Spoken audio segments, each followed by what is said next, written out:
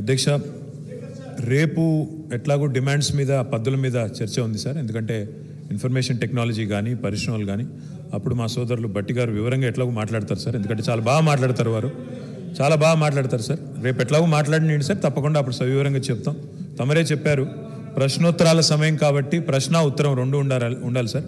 ప్రశ్న సభ్యుడు అడిగారు, ఉత్తరం నేను చెప్తాను సార్. సార్ తప్పకుండా సార్, మీరు రేపు సావధానంగా మీరు మాట్లాడండి, సాకల్యంగా నేను కూడా చెప్తాను సార్, నాకు అభ్యంతరం లేదు.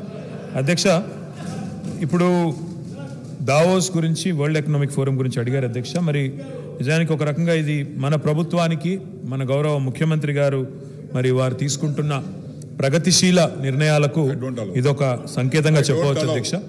ఈరోజు ఇప్పుడు టైం లేదు, దయచేసి రేపు మాట్లాడండి. ఈరోజు డిమాండ్స్ మాట్లాడండి.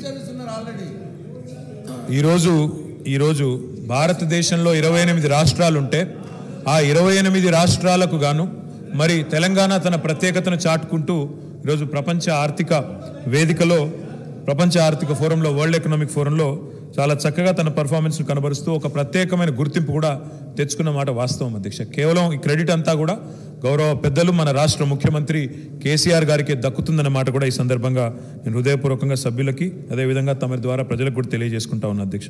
ఎందుకంటే ఇన్నోవేషన్, ఇన్ఫ్రాస్ట్రక్చర్, ఇంక్లూజివ్ గ్రోత్ అనే ఒక కొత్త రకమైన విధానాన్ని తీసుకొచ్చి పరిపాలనా సంస్కరణలు, అవినీతి రహితంగా పరిపాలన అనుమతులు ఇవ్వడం, తద్వారా ఇంత పెద్ద ఎత్తున పెట్టుబడులు ఆకర్షించేదానికి అవకాశం లభించింది అధ్యక్ష.